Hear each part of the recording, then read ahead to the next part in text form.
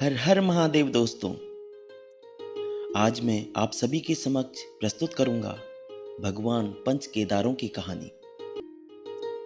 यूं तो हम सब उत्तराखंड के वासी हैं और हमारे उत्तराखंड को देवभूमि भी कहा जाता है, क्योंकि यहाँ पर हर पर्वत, हर नदी में किसी न किसी देवता का वास माना जाता है।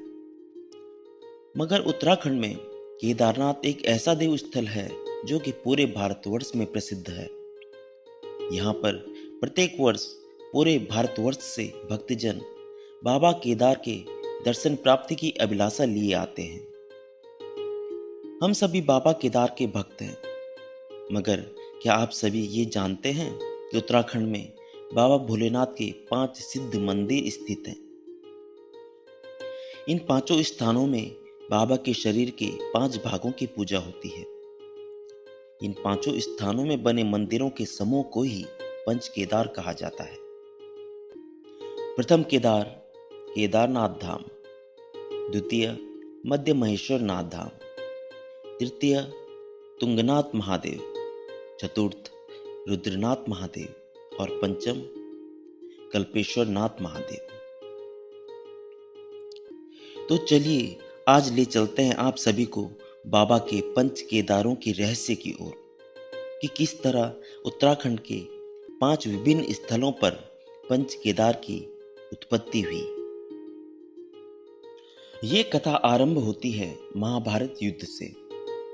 जब पांडव महाभारत का युद्ध जीतने के बाद अपने कौरव भाइयों और संबंधियों के वध करने के पाप मुक्ति के लिए भगवान भोलेनाथ के दर्शन करना चाहते थे, मगर भगवान भोलेनाथ पांडवों को दर्शन नहीं देना चाहते थे, क्योंकि पांडवों ने अपने भ्राताओं, गुरु, सगे संबंधियों को वध करने का पाप किया था।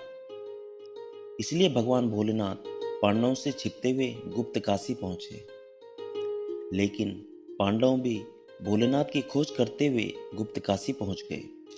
तब भोलेनाथ गुप्त काशी से होते हुए पांडव से छिपते छिपाते केदारनाथ पहुंचे और वहां जाकर बैल का रूप धारण कर लिया और एक जानवरों के झुंड में शामिल हो गए। भगवान भोलेनाथ को खोजते खोजते पांडव भी केदारनाथ पहुंच गए, मगर जानवरों के झुंड के बीच भगवान भोलेनाथ को पहचान नहीं पाए।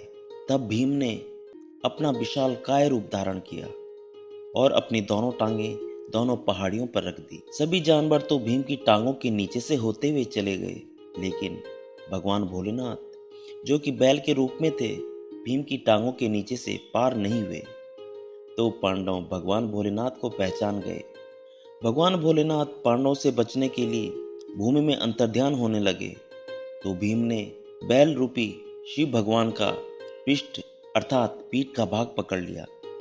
जब भीम ने भगवान भोलेनाथ का पीठ का भाग पकड़ लिया, तो भोलेनाथ भूमि में अंतर्ध्यान नहीं हो पाए और उन्हें पांडवों को दर्शन देना ही पड़ा। लेकिन भगवान भोलेनाथ का आगे का भाग भूमि में समा चुका था। भूमि से होते हुए भगवान भोलेनाथ का धड़ से ऊपर का भाग नेपाल में उत्पन्न हुआ। उस स्थान पर भगवान भोलेनाथ की पशुपतिनाथ के रूप में पूजा की जाती है। जब भीम ने बैल रूप में भगवान भोलेनाथ का पृष्ठभाग पकड़ लिया, तो फिर भोलेनाथ को पांडवों को दर्शन देना ही पड़ा और यही स्थान आज केदारनाथ धाम के रूप में जाना जाता है, जो कि उत्तराखंड के प्रथम केदार के नाम से जाना जाता है। यहाँ पर भगवान भोलेनाथ के पीठ भाग की पूजा की जाती है। द्वितीय केदार है मध्य महेश्वर नाथ। जब भोलेनाथ भूमि में अंतर्ध्यान हुए थे, तो उनका मध्य का भाग यहाँ प्रकट हुआ, इसीलिए यहाँ पर भोलेनाथ के मध्य भाग की पूजा की जाती है। तृतीय केदार है तुंगनाथ महादेव मंदिर।